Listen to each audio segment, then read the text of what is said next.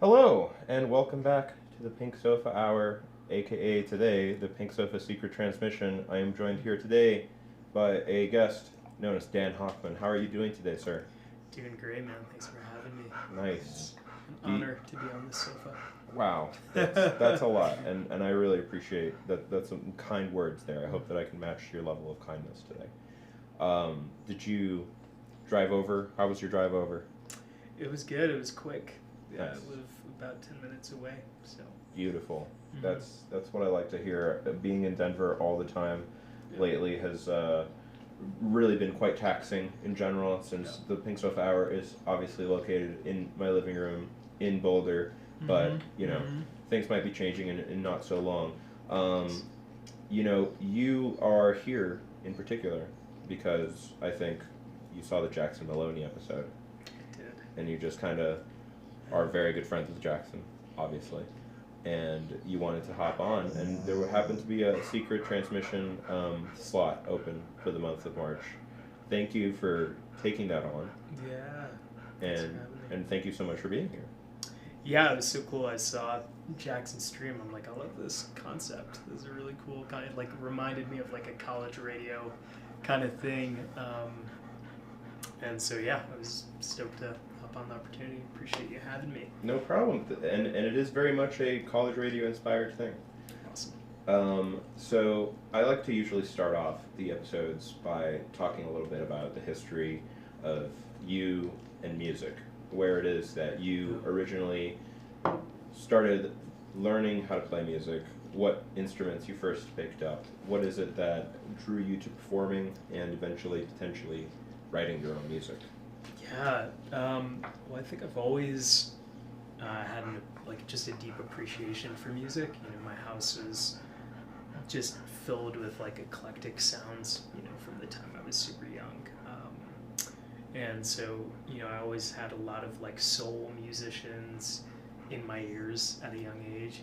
Otis Redding and Sam Cooke, and because my dad just loved their music, and then my mom kind of was more of a fan of Joni Mitchell and Tracy Chapman, and so yeah, even like Ray LaMontagne when I was in my teenage years, and so yeah, I think we were a music heavy household. There was a household appreciation for music, and then my dad played a bit of guitar, but he had just this like classical guitar that was kind of just sitting in the corner always of my childhood house, and I just picked it up one day and started messing around with it, and I picked it up and put it down numerous times throughout my life, and then eventually it just stuck, and I caught the bug, so to speak. So As many people do, I think that it's a addicting sort of process at first when you really start to realize that you can play a lot of songs that you've potentially heard before, or at least approximate them and kind of take your own spin on them. Having a nylon string in the household, though, I mean, that speaks very near and dear to my heart. It's a very different style of guitar to first pick up because the neck is wider, the strings feel different. They're a little softer on your fingers generally, so like learning bar chords and stuff like that, not necessarily as hard. Right. But definitely the width of the neck, the even the size of the frets sometimes can be a little different than a lot of other guitars. So what was it like for you when you first started playing an electric, or alternatively an acoustic electric? Yeah. Well, I mean, they were completely. It was a completely different experience. I mean, picking up an electric guitar for the first time, being like, whoa, this is so much more of a sensitive instrument, and I need to be really mindful of each note, and I needed to get more precise, I think, with my playing, as I think a lot of acoustic-oriented players discover. And there was also that gratification of like barring chords, and just like general dexterity up and down the neck was so much easier. Yeah. That was my experience with it. Totally. Yeah. That's a good experience to have. I didn't actually start with nylon strings, but I was very drawn to them at one point in my life. What made you decide to start writing music of your own? Yeah, well, so me and a few friends formed our first band when I was about like 18, and I was just really inspired by a lot of different songwriters that, like I said, had been in my ears for a while. Guys like Susan Cope and Ray LaMontagne and Ben Howard, and I had so much appreciation for that process. So it was natural for me emulating those guys to, take my stab at it and just to see what I could do. And so for my first band, my first like project when I was 18, I knew I could sing, and it was just kind of a natural process to want to write lyrics and to want to put, words to the music that we were creating. And then from there, it was just and continues to be, a refinement process. Yeah, definitely. As with many things in life, refinement tends to really be the ultimate goal, honing of the craft when it's a craft. I think that's a fantastic opportunity, and it can be scary sometimes when you're sort of chasing it around forever, and it feels like perhaps you're not necessarily changing anything that much at any given time, but over a year or two you look back and you're like, wow, things have really come to a new place. Yeah, I mean that can thankfully continues to be my experience where I look back on previous work of mine from the year before or the year before, and I can see the growth, and I hope that never stops. I think that's kind of what keeps an artist motivated to keep creating, is to feel that, that fine wine, that process of something getting better with age. And I think there's another component of that, which is like not just getting better at your craft, but getting more honest with your craft. And I've seen that happen for me in the past year especially. Yeah, definitely. Creating a special vintage in some sense around the notion of self-discovery, vulnerability, honesty is, I think, a huge part of the toolkit that exists with a lot of singer-songwriters. In particular, when people take on the task of writing music that is vulnerable, that is relatable, it becomes sort of a very healthy process of self-discovery. And it's powerful to see what people take on from that and what people learn and put out into the world through those learnings. Yeah. In that vein, there is a lot of other things that exist in the world for people to take on.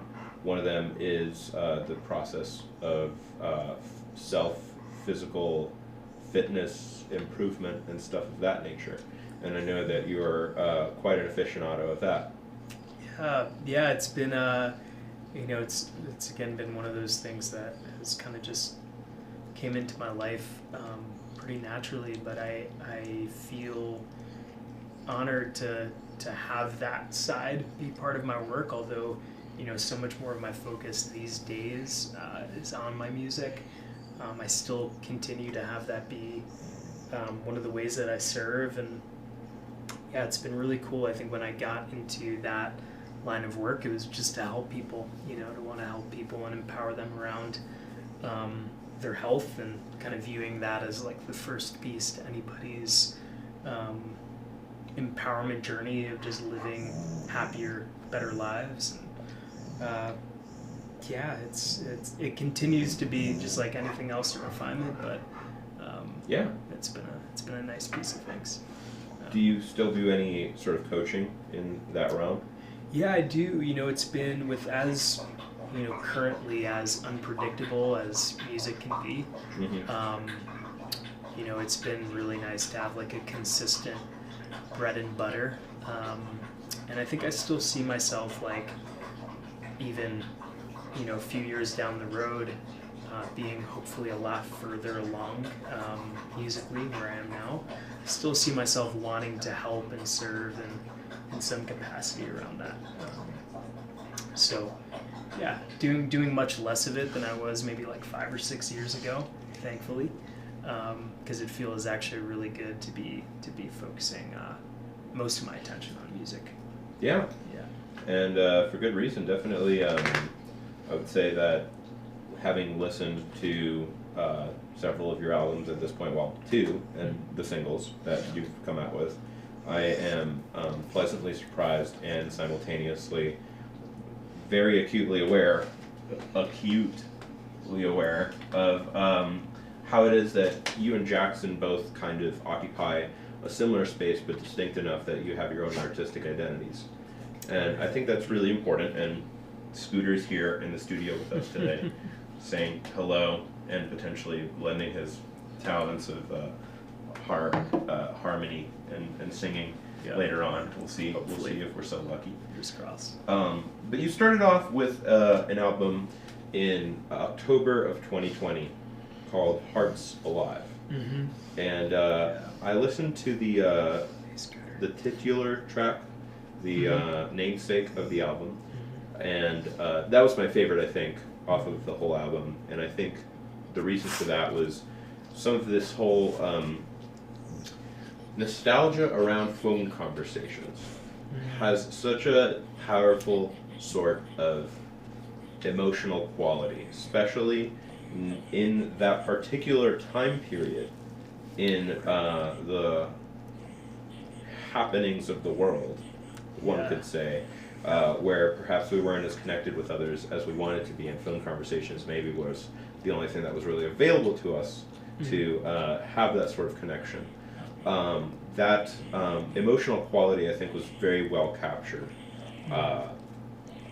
October 1st, 2020, obviously being in the middle of the whole pandemic sort of situation. And I wanted to just kind of let you have an opportunity to speak a little bit about why it is that that track came about, or how it is that you felt like it should be both the name of the album and one of the tracks on the album. Yeah, it's a great question. I'd say that entire album was kind of like my COVID baby. It's like, I spoke to a lot of people that were like, well, I finally didn't have any excuses anymore to not do the thing that, I've been wanting to do. And, a little bit of backstory, I was in a trio called the Lone Bones Trio. We were like, toured around Colorado a little bit, and 3 of us were songwriters, and I was so invested in that project, and it ended up, ending, and then, it was like a heartbreak. It was such a heartbreak, because I invested so much energy and future kind of visioning into that project, and so I put down music for a while after that, and I was like, I'm done with this. I need time away from creating, and got involved with training work again, and then the pandemic hit, and I just had so much time in my apartment alone, and had so many mixed emotions around what was happening, and I got to really revisit the reason for that tool in my life, which was to like process emotion, to process things happening around me. And so I got to really connect with like the essential of it, which was just an artist wants to create, and so I just started writing songs during that period. And around a similar time, I met my keyboard player, Phil. I met him a bit before that, but we kind of dropped in and got closer around that time.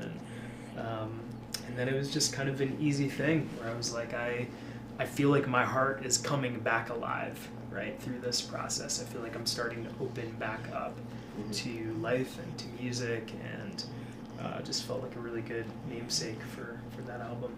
Yeah, that's a very, I don't want to say common story with people during the pandemic, but like you said, it did feel like everybody had all this time that they had on their hands to kind of rediscover some of the things that emotionally sort of nurtured them.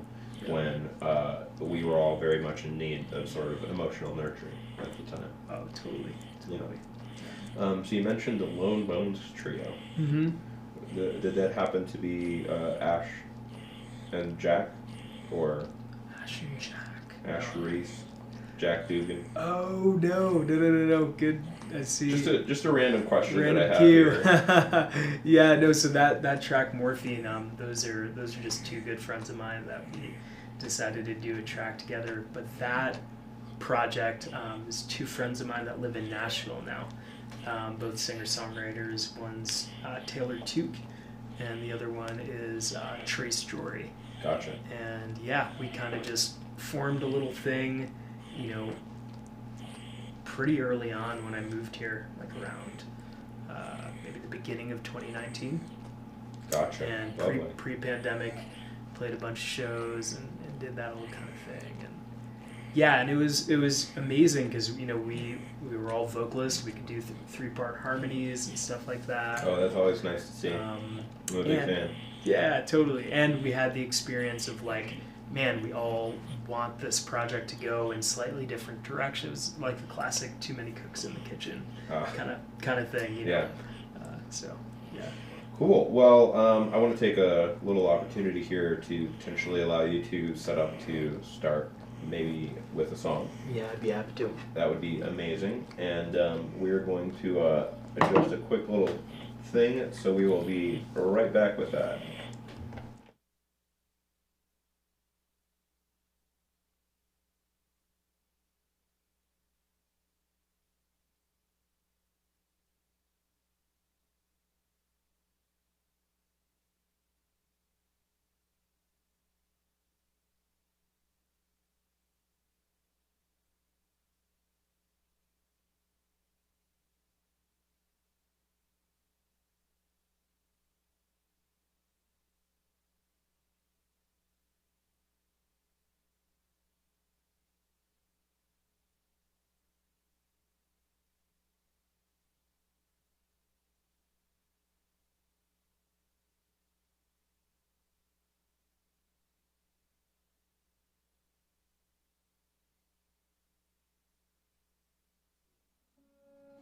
All right, and we are back.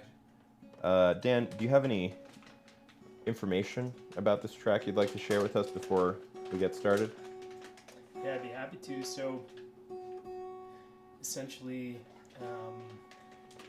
these tracks, the tracks that I'm going to be playing today, are all tracks from my new album, yet to be recorded and released, but we're currently fundraising for it.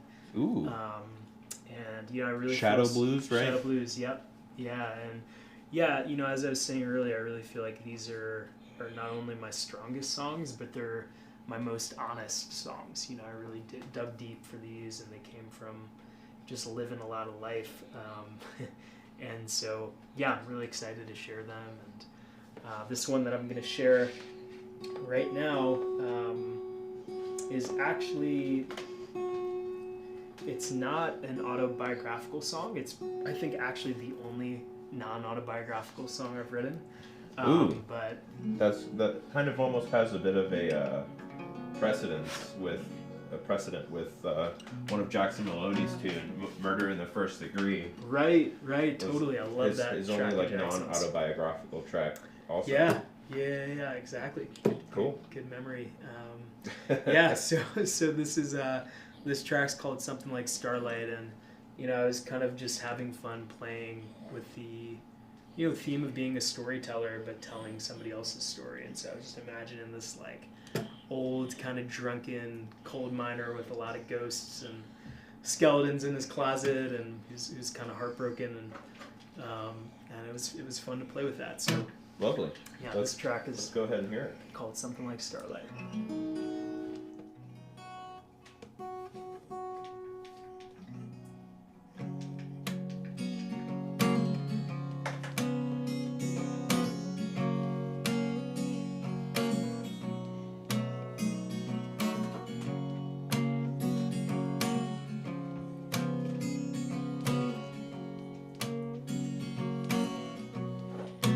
Waiting on sunshine I've been waiting for the end. Said she'd be alright, that we meet back up in the end. Don't wait too long now, baby. Can't be holding this pose for so long.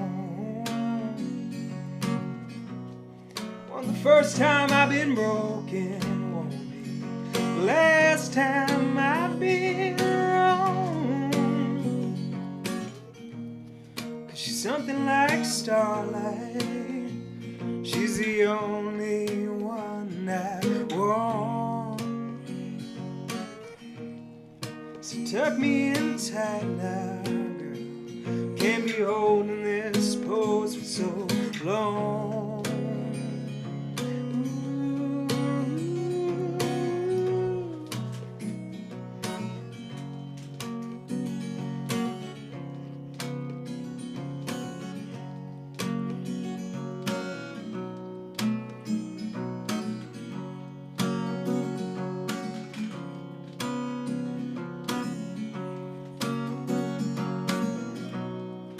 Good things come to those who wait.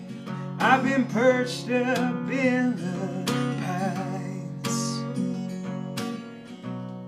making friends with old Jim Beam, kissing the hand of Father Time. Well, I got my hand on my knife just to blow out them ghosts in my mind. You are the one star girl that I can't seem to leave behind. She's something like starshine. She's the only one I want. But I blew out that candle now, and the wind licks my wandering soul.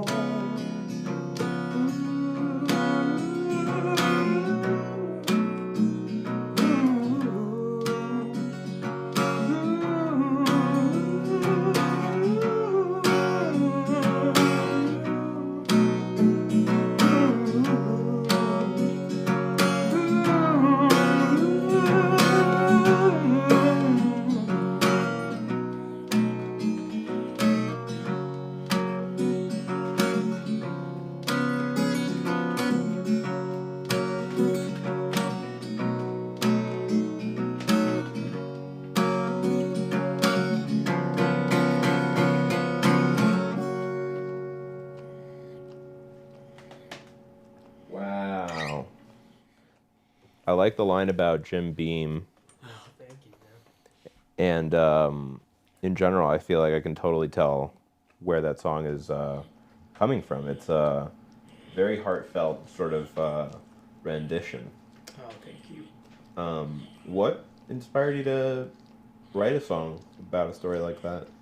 Yeah, I think I'm always just I'm inspired by people who have gotten their hands a little dirty and who have been courageous enough to experience things in their life. And going back to like the blues, so much of the blues is written from heartbreak, or it's written from turmoil, and so that kind of music has just always resonated with me. And so I think it was a pretty natural thing to imagine, like, the experience of somebody who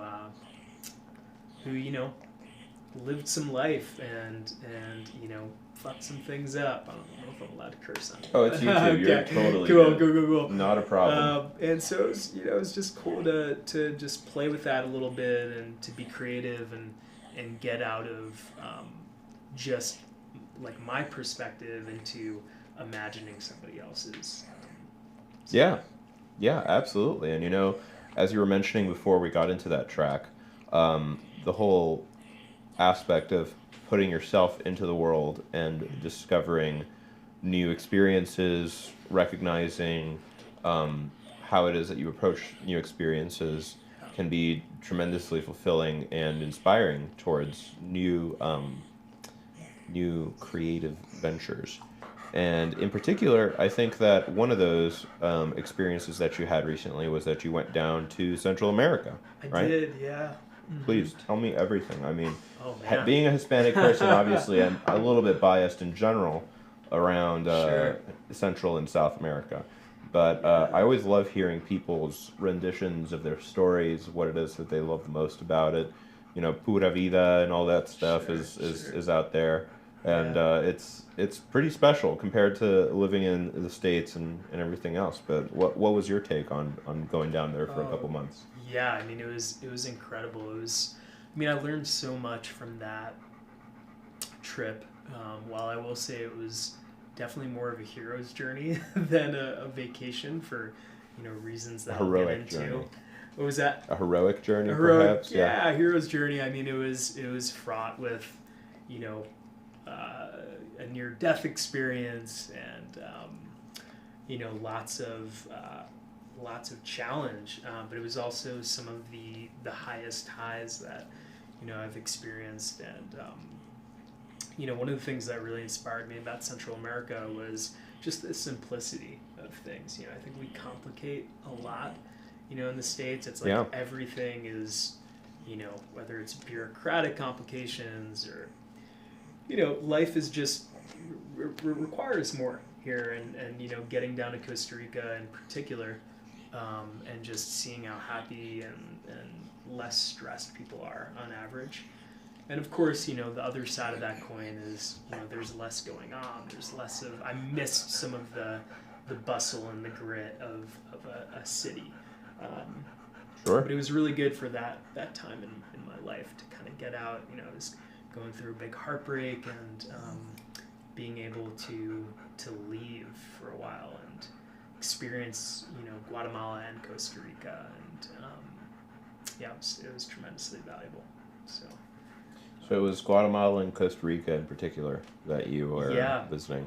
Yeah, so I initially went out to Guatemala on October 1st to be a part of a artist residency house.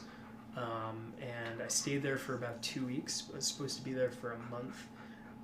But basically, wild turn of events. One of the chefs made a mistake and bought something with peanuts in it, and I'm definitely allergic to peanuts. Oh no. And so that was the whole fiasco where I ended up going into anaphylactic shock in rural Guatemala.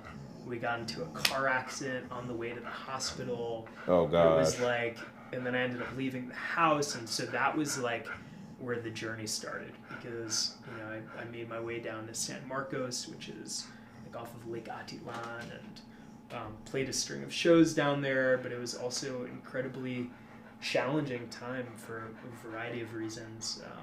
Yeah, I mean, going into anaphylactic shock will do that to you a little bit. Oh yeah. Just in general. Oh yeah. Had that happened to you before? Funny enough, it hadn't happened for most of my life. Yeah. And then in the past year, it's happened twice. Yeah. Yikes. Yeah. So, needless to say that EpiPen is on me from now on. But, yeah, you gotta. That's handy. That's definitely handy. Wow, man, that's impressive though. Yeah, but I in some ways, I had the intention initially of getting out, and being in like a really restful environment and writing new songs, and kind of healing my heart. And I ended up getting a lot of creative inspiration, even though I had to work for it. So I wrote essentially two out of like 3 of the songs that are on my new album, like newer songs. I'm gonna play 2 of them today, and those were all written when I was abroad. So nice. Yeah. And so you brought your guitar with you when you were out there? I did. Cool. Yeah, I always love seeing a well-seasoned guitar. Oh, Something that changes humidity and is acoustic is also like scary sometimes. Totally. It can, Oh yeah. Take some damage. Yeah, definitely. So the other main, I won't call it a long release, an LP, because I think it was also an EP, right? Yeah, it was an EP. Midday Muse. Yep. I really like alliteration in particular. I think Midday Muse works really well together. But it also makes me wonder, what is it that you find in the afternoon or during the day, or particularly during the midday, that could be a musical muse? A lot of people tend to write about like their evenings, like going out and like doing crazy things, or like staying up into the wee hours of the night and like thinking about stuff. Or some people also really enjoy writing songs about the morning, like waking, coming out of the coffin, What is it that to you is your midday muse? Yeah, my that namesake really was more so like a kind of like a cryptic play on my relationship.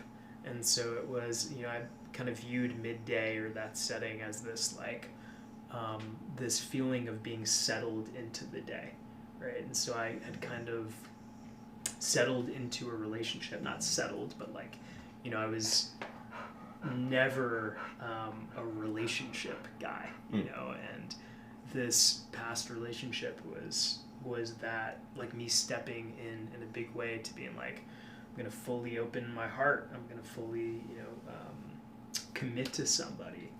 And my former partner was such a muse for me. Yeah.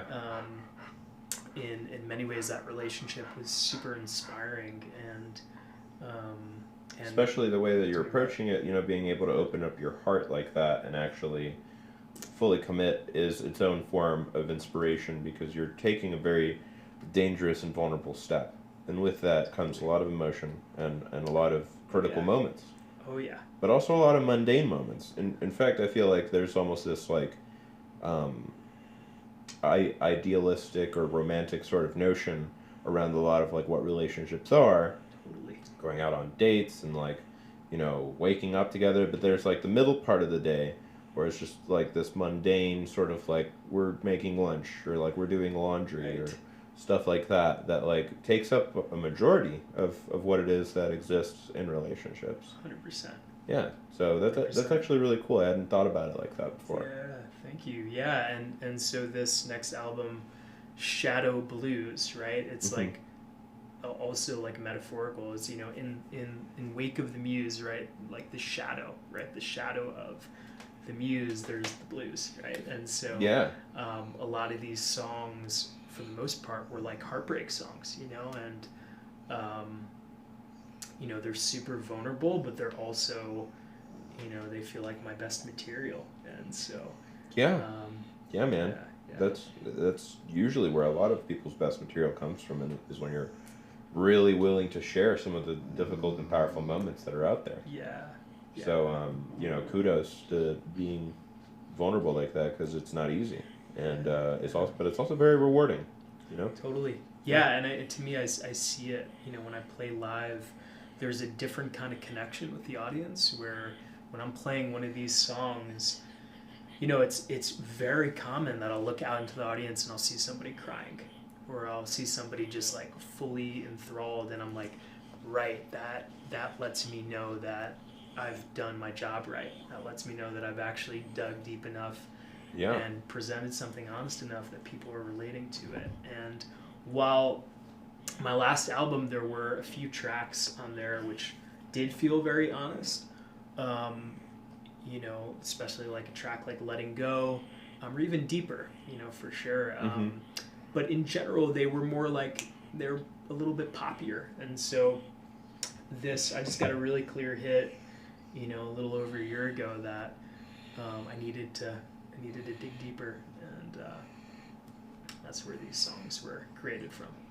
Well, since we've talked a lot about Shadow Blues, and you still have a couple more that you'd like to play, do you want to? Yeah, I'd be happy to. Shall we hit one? Yeah, I mean, I'd love to play the namesake actually. Ooh, another namesake. This one is actually, I'm gonna space things out a little bit, because this one's also kind of upbeat. Okay. So Cool. I'll play. So this track I wrote, a few hours after, maybe a day after that super traumatic experience in Guatemala, and I just found myself in this little, clay, hostel room in Antigua, and it was a few days before my birthday, and I was missing my former partner, and it was just like this. It was rock bottom, and this song just kind of came from that place, just reflecting on that relationship and the pain of it, like almost being perfect. And so this song is called "The Pain of an Almost." Gonna have to tune up that B string, it's gonna drive me crazy.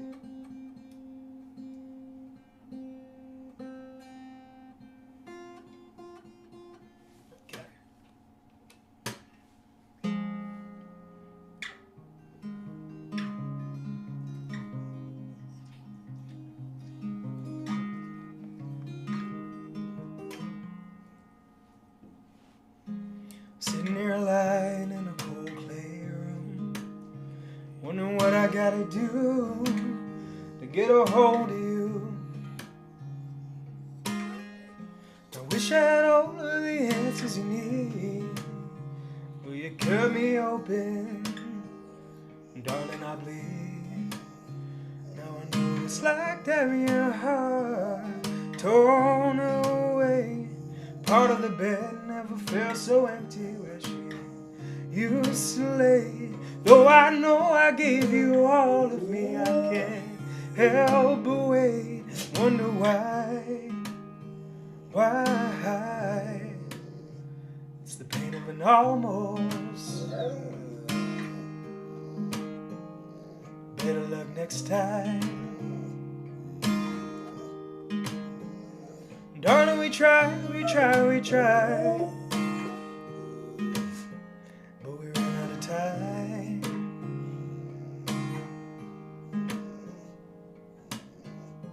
Don't know why I can't seem to let go. Though we're oceans apart, in my heart you're close. Doesn't make sense if you're not here, but I try my hardest to make it disappear. 'Cause it's the pain of an almost. Better luck next time. Darling, we try, but we ran out of time. It's the pain of an almost. Better luck next time. Darling, we try, but we ran out of time. Yeah, we ran out of time. Yeah, we ran out of time.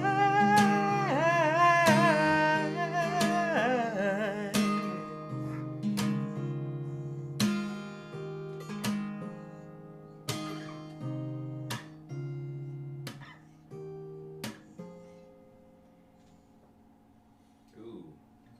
That was a really nice one. Thank you. I think that what you were talking about right before we got into that performance is rather contextually important too, because you were mentioning how digging deep tends to affect the audience a little bit more. Mm-hmm. You look around and people are reacting differently to how you're singing what you're singing, even though you haven't necessarily changed that much as a musician. Mm-hmm. You've changed more as a person. Mm-hmm. People can kind of feel that in the music. And I think that Scooter is a very good litmus test sometimes. He's singing some good harmonies. So. Yeah, he gets in on those sometimes, especially if he's feeling it. And he was definitely feeling it, as you could see. Totally. He's a very musical dog, but he's mainly an emotional dog. Mm. When he feels people getting emotional, he gets He gets right there with them. Oh, that's awesome. Thanks, Scooter. Thanks, Scooter. I wish we had a specific Scooter camera. Yeah, that'd be awesome. Just like cameo every minute or two. Something like that. Yeah. We'll have to work on that. But that song was called Better Luck Next Time. Close. So Pain of an Almost. Pain of an Almost. Yeah. Pain of an Almost. I like the Better Luck Next Time line in there. I feel like it really stuck with me because that has, you know, a lot of emotional implication around having something that you're vying for and not necessarily getting quite there, but getting so close that it's frustrating. But Totally. it's also powerful to stay positive about there being the next time, there being this process of learning and moving forward and being able to kind of like discover, you know, the lessons that exist within that kind of process to do better. You know, sometimes it's not luck, sometimes it's personal work that happens. So Yeah, totally, man. there's always more work to do in that sense. I can Yeah. definitely start to see why it's called Shadow Blues. Yeah. Yeah, it's a little on the darker side. It's definitely on the darker side. Yeah. Yeah. I think that your voice and in particular your playing style is also very suited for that. I liked the way that you kind of brought the song in and kind of brought the song out as well, with this kind of dynamic shift between playing like strummed out chords to like also including like little plucked sections of the chords. Really nice Thank you. overall musicianship with that. Oh, I appreciate that. Thank you. Absolutely. Great work. Thank you. You said that you are working on releasing this album right now. It's not in the process yet of being recorded. It's not. Do you have, I think that you said that you are working on a fundraiser right now? Yeah. Nice. So where can people potentially help donate towards making this a reality? Yeah, totally. Yeah. So, you know, for anybody who's been liking these songs, so I have a GoFundMe page. The link is in my bio. On Instagram at just dan.hochman. And I'm actually doing a really cool special for basically 2 donors, which is, you know, if you're somebody who's always wanted to have a song written for you, or you want to gift somebody a really special engagement gift or wedding gift, you know, I'm doing this special for anybody who donates $4K. I would basically sit down with them, we'd get clear on the vision for a song, co-write a song together, and then I would record it, mix and master it, and have it on Spotify for them. So you get to have this evergreen gift for yourself or a loved one, and you also get to help me bring my next album to life. And so, yeah, that's kind of an interesting thing that I'm offering at the moment. Yeah, that is a very special sort of piece of yourself to be able to give away, or not give away, but offer, because it's rare that you have that kind of opportunity to request a songwriter to do a song about something personal to you. Yeah, thank you. And obviously you're quite a talented lyricist Appreciate that. and guitarist, so Thank you. hopefully somebody jumps on that, because I'm sure they'd have something very special to cherish. Totally. Something like that. Yeah. But yeah, that's on GoFundMe. It's on GoFundMe. Yep, and it's always a vulnerable thing, you know, when you're fundraising for a new album, because, you know, there's so much that goes into it, and as an independent artist, you know, you're often looking at 8 to 12 grand worth of expenses just to put out. So it's really a labor of love. And so, yeah, it's always vulnerable to put it out, but, you know, I was lucky enough, or not lucky enough, but fortunate enough to have my last project, Midday Muse, be completely crowdfunded, and hoping to do the same with this one, so that I can start recording this summer. Heck yeah. Yeah. And was the first album also crowdfunded, or did you record that in a different sort of process? Yeah, I mean, that one was super bare bones, and so we, you know, me and my friend Phil, my keyboard player, just recorded that in his little home studio. Nice. And yeah, we didn't really have to throw much money at it, you know, and I definitely noticed a bit of a recording quality difference between the first and the second album.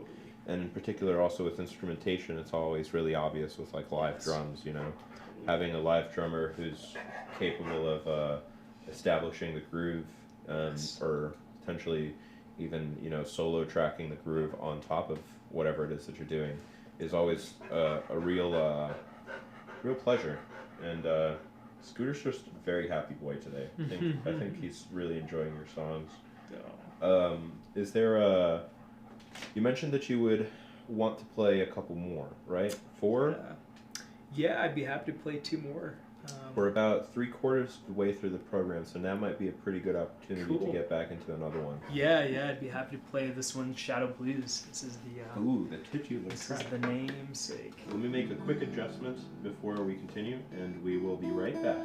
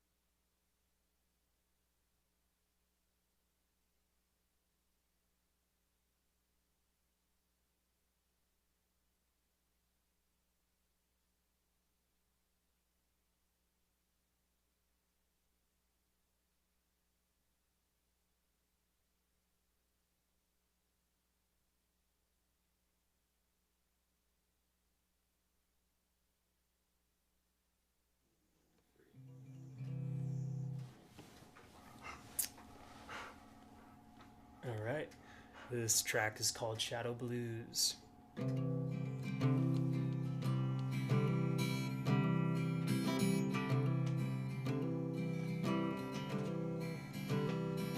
Got a fire in my soul.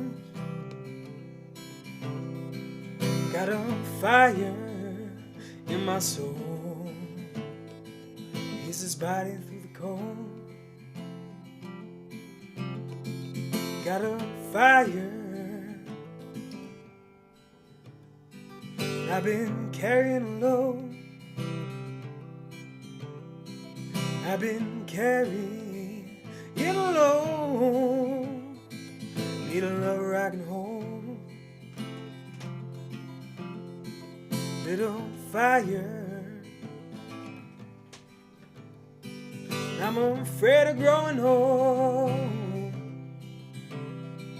Not a woman I can hold, like a fire to the cold. Mountain waters,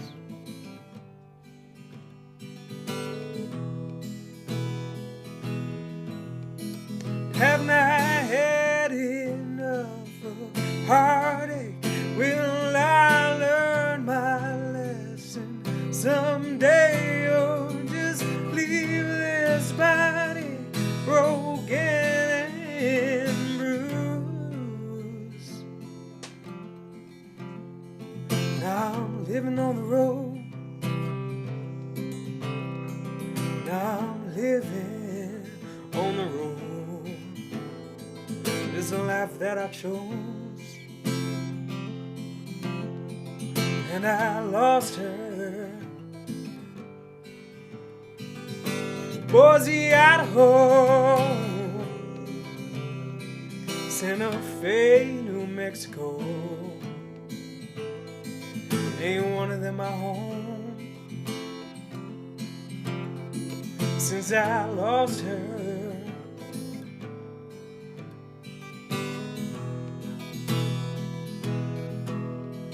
Haven't I had enough of heartache? Will I learn my lesson someday, or just leave this body broken and bruised?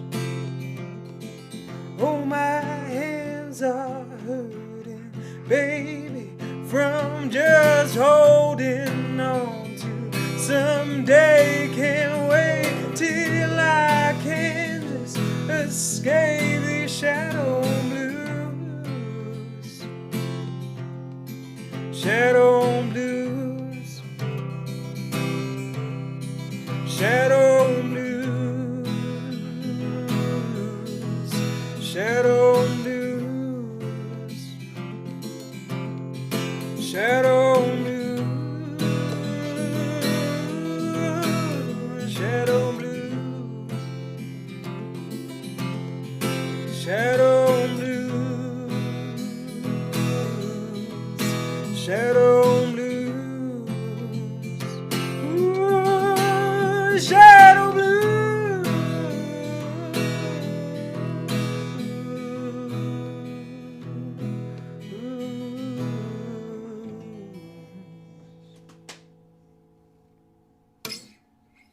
Wow.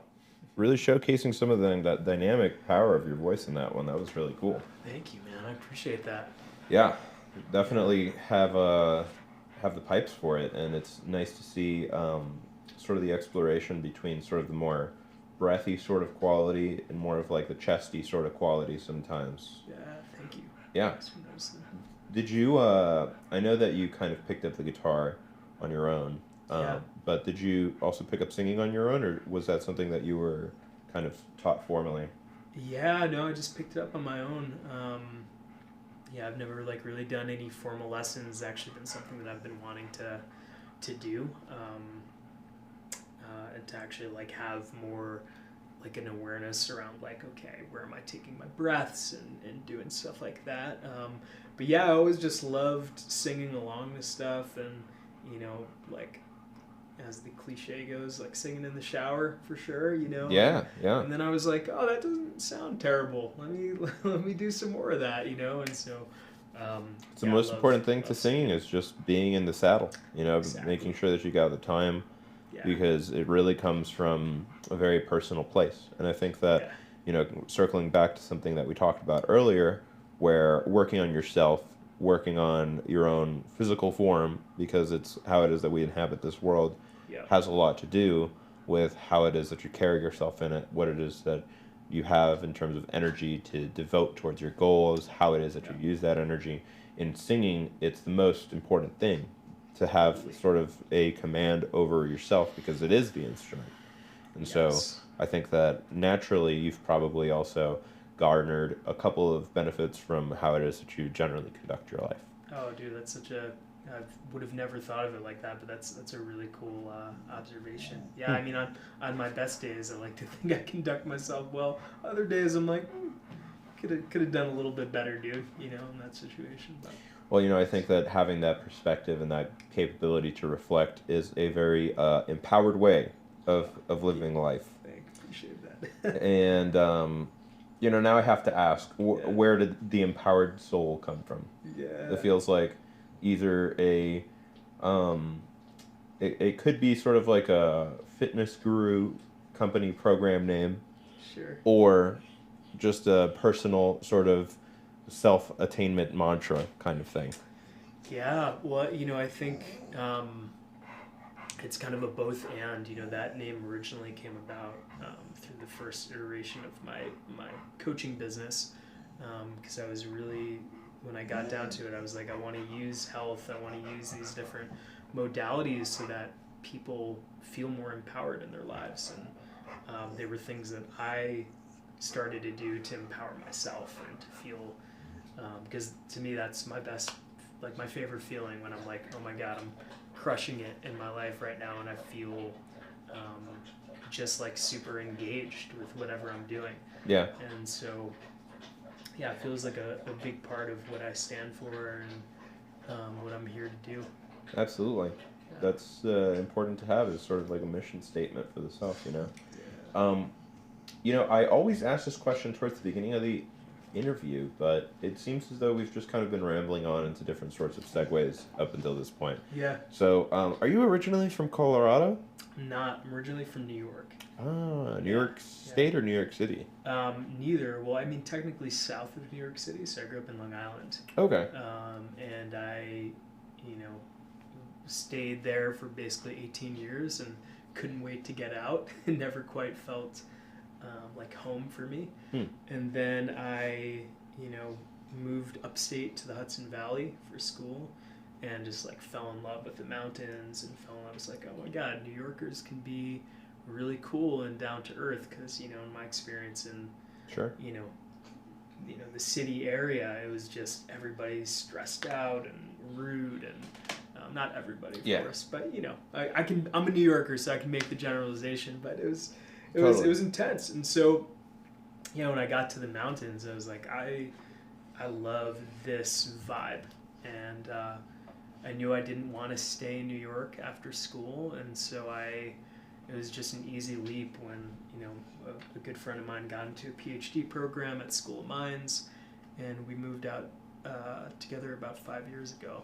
and just have stayed since. So you kind of leapfrogged onto his moving out to Colorado thing, and we're like, that sounds like a good idea. Yeah, I wanted an excuse to live somewhere else and to try another place out, and the second that I got here, I was just like, oh yeah, this is the place for me to be.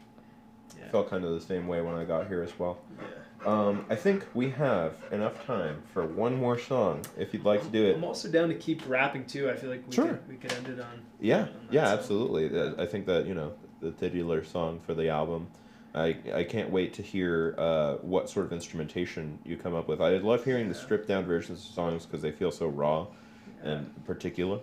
But what is it that you have envisioned for this new album? Is it going to be a similar sort of like band sort of feel to it? Yeah, well, so the first thing I'd say, to you and also anybody who's watching is I'm going to be headlining a show in Boulder on Thursday at the Velvet Elk, and that's going to be with a full, backing band. So, if you've enjoyed these songs, it's going to be a way different feel with drums and bass and keys and another guitarist.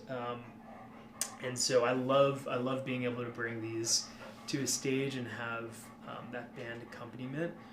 But you said that's Thursday at the Velvet Elk. Yeah, Thursday. What time does that show start? So it's going to start at 9 p.m. with Tom LaFond, and he's amazing. Nice. Friend of mine that's in Banshee Tree, that's his main project. And he's doing a solo act, kind of warming up the stage for us, and then we go on at 10. And so, it's going to be a great show. Come on out.